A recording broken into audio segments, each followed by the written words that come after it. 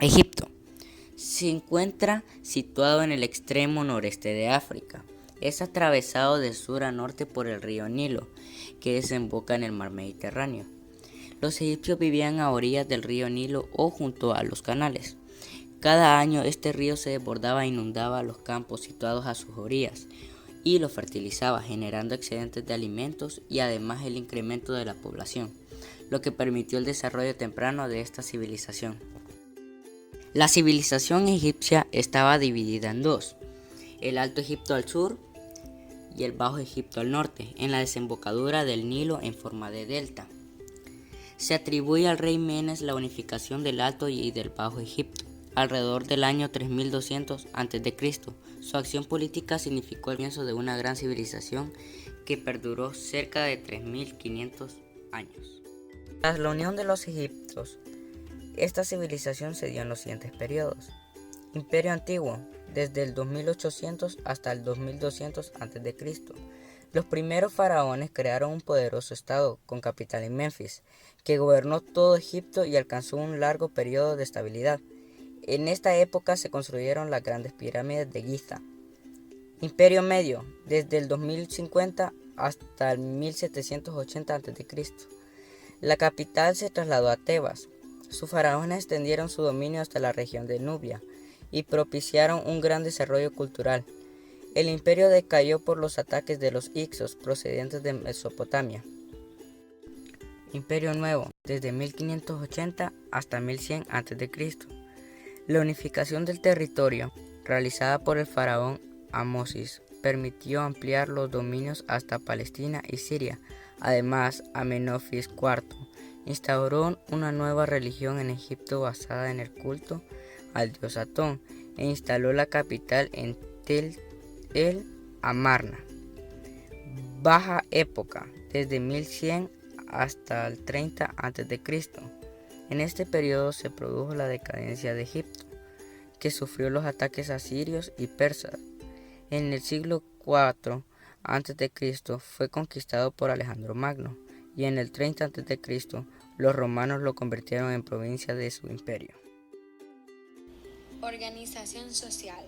La sociedad egipcia tenía un carácter piramidal y se dividía en distintos grupos: el faraón, rey dios, la familia real, sacerdotes, altos funcionarios, gobernadores de provincias, jefes militares y escribas de alto rango, campesinos, que constituía alrededor del 97% del total de la población.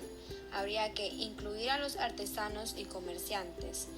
Los esclavos eran considerados como objetos o animales y podían ser comprados y vendidos.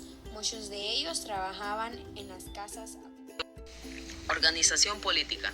El sistema de gobierno egipcio se caracterizó por ser monárquico, ya que solo era dirigido por el faraón; absolutista, ya que el faraón tenía todos los poderes del reino; y teocrático, ya que el faraón se creía hijo escogido de Dios.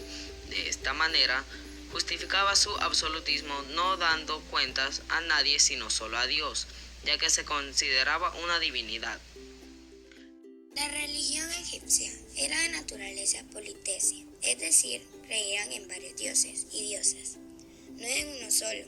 Los egipcios adoraban a Osiris, quien juzgaba el alma; a Ra, dios del sol, dios principal del imperio; y a centenares de divinidades, que representaban con cabezas de animales, como gatos, escarabajos, serpientes y el buey, aves. Celebraban numerosos rituales, el más importante de los cuales estaba destinado a propiciar las anheladas crecidas del río Nilo, tan necesarias para la agricultura. Los egipcios creían en la vida del más allá, es decir, en la de la ultratumba.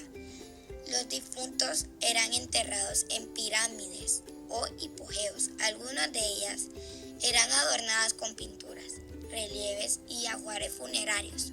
Gracias a ello, conocemos bastante bien su civilización. Igualmente, fruto de la creencia del más allá, era la momificación, es decir, la preparación de los difuntos para la otra vida.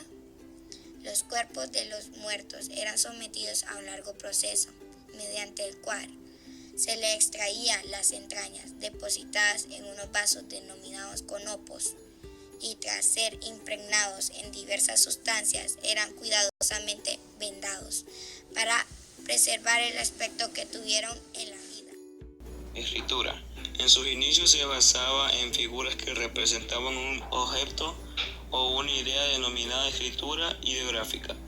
Posteriormente se enriquece con signos y símbolos llamándose jeroglíficos, los cuales se realizaban en piedra. Esta servía para decorar templos y pirámides. La práctica del embalsamamiento fue un método que preparaba el cuerpo del muerto para ser enterrado. Esto le hizo adquirir conocimientos sobre el cuerpo humano y la medicina. Incluso practicaron complejas cirugías. Necesidad de calcular las inundaciones del Nilo propició el avance de estudios astronómicos para lo que inventaron el calendario solar.